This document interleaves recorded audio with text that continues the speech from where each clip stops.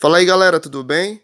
Eu vou começar a responder para vocês agora o primeiro TD, para que vocês de alguma maneira consigam tirar as dúvidas das que ficaram com relação ao primeiro voltado para o plano cartesiano, tá bom?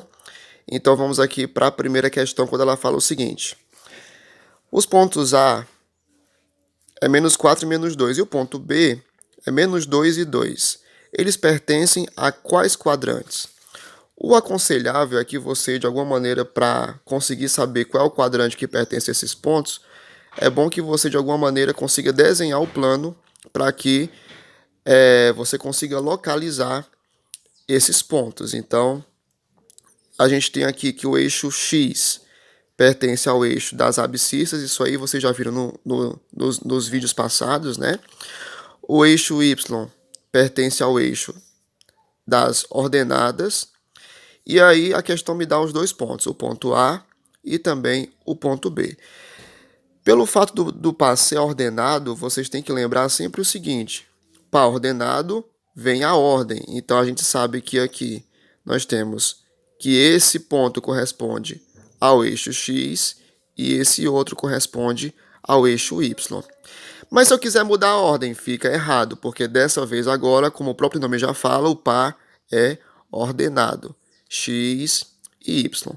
É aconselhável que você, de alguma maneira, consiga também fazer isso, tá bom? Porque assim você vai conseguir saber quais pontos pertencem ao X e quais pontos pertencem ao Y.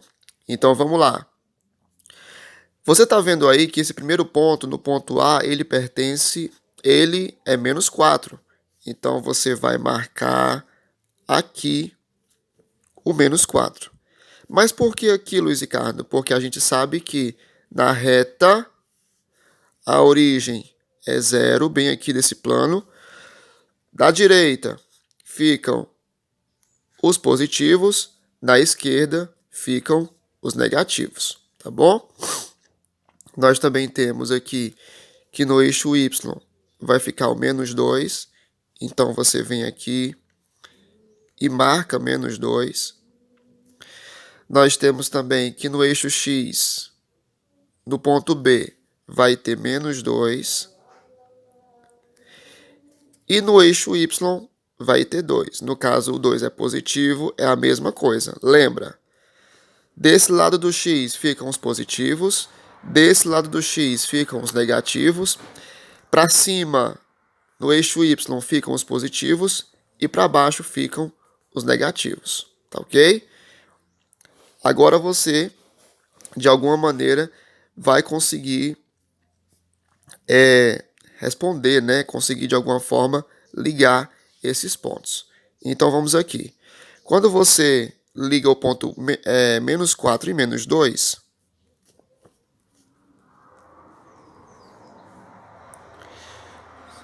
você consegue perceber o seguinte: como foi falado também, o plano é dividido em quadrantes.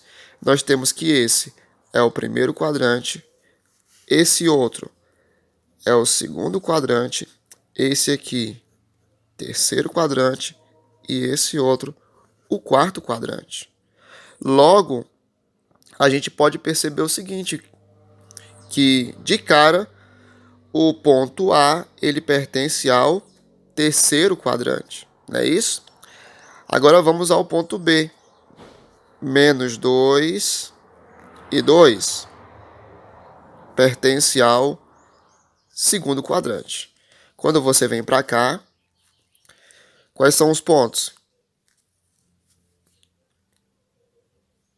É o ponto A e o ponto B, respectivamente, pertencem ao terceiro e o segundo quadrante. Tá certo? Daqui a pouco vem mais questões. Vamos lá agora para a segunda questão, tá bom? Diz assim: o ponto A é m mais 3 e n menos 1. Lembrando que esse m mais 3 pertence a x e esse n menos 1 pertence a y. É um único ponto. Está falando aí que pertence ao terceiro quadrante. Então, quais seriam os possíveis valores de m e n? Aqui vai ser uma análise que a gente vai poder fazer, tá bom? Que aí vai ficar mais fácil você analisando item por item. Esse é meu conselho para você. Mas vamos aqui, ó. Primeira coisa que a gente tem que concluir em relação de que todos esses pontos pertencem ao terceiro quadrante é o seguinte.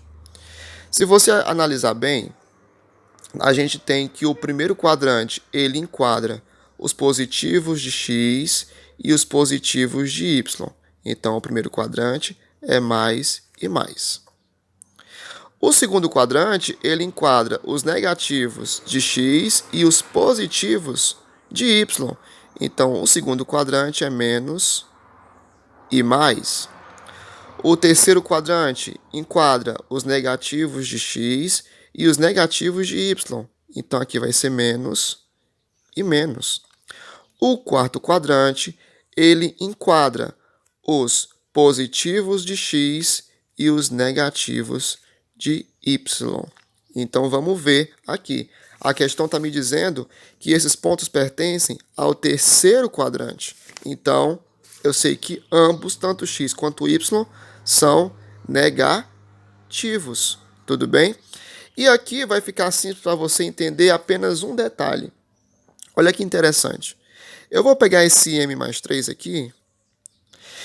Se o x aqui ele é negativo, então eu vou dizer que esse x ele é menor que zero. Concorda comigo? E se esse n-1 que pertence ao y também é negativo, então eu vou dizer que esse n-1 também é menor do que zero. Logo, eu posso fazer o seguinte, resolver essa pequena inequação. Aqui você vai ter m menor que zero. Aqui está mais, passa para o outro lado menos. Fica m menor que menos 3.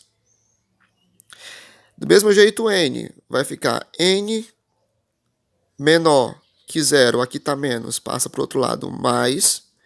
Aqui fica n menor que 1. Vamos ver se a gente tem alguma opção em que m é menos 3. Na verdade, m menos 3 menor que menos 3 e n menor que 1.